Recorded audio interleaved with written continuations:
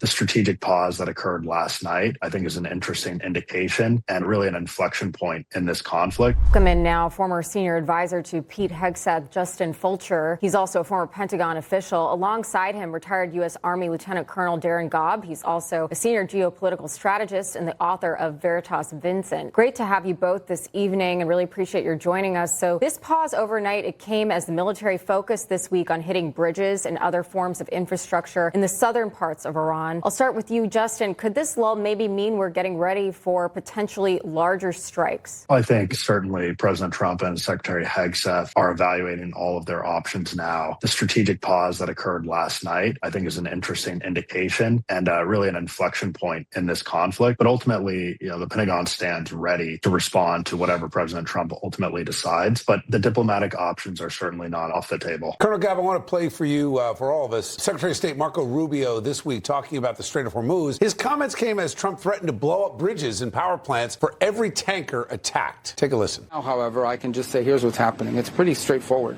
Ships are trying to go through the straits and they're getting blown up. Commercial ships are going through the straits and they're being blown up.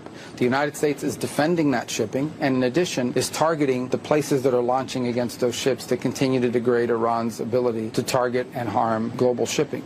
So that's what's happening here. Colonel, you heard that. I want to ask you, where are we really in this conflict? You've got the president taking to social media over the past couple of months. We've decimated them. They've got nothing left. They can't hurt us. There's no Navy, etc. Then you've got the comments with the memorandum of understanding falling apart. It's hard to get a handle of where we are. And is it helpful from a military perspective to have all of this political and social media noise around the war? Well, first of all, when it comes to the social media and political noise, that's just to be expected in the modern era. But one thing you can't do despite all that is let it distract you from the mission at hand. And the Navy, Air Force, and anybody else involved so far, what I've seen is they're not letting it do that. They're going to accomplish the mission as safely as they possibly can to achieve the strategic objectives as laid out by the Department of War and President Trump, for sure. So that noise is going to be there. You just have to deal with it and work with it regardless. And that's, by the way, part of Iran's playbook is to make things a little bit messy when it comes to public relations. Militarily, what they're doing as far as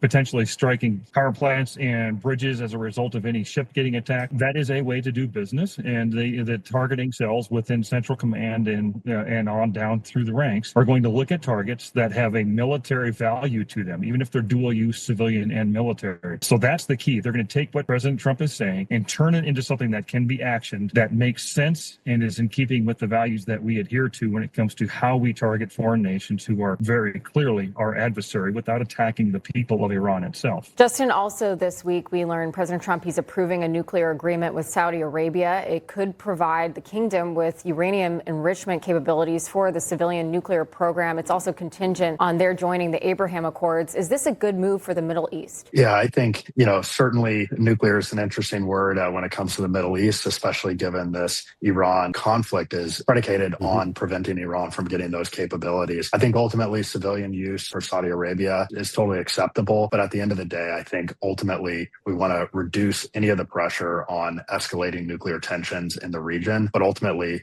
the United States and Saudi Arabia have agreed to that. And I think ultimately pushing the Abraham Accords forward will be beneficial for the Middle East. Colonel, real quick, weigh in on that. Is this a positive? As it's laid out, if it works out, results in the Abraham Accords, results in a counter to the Iranian deal, potentially, and their pursuit of nuclear weapons, I think it could be very much a net positive. Okay.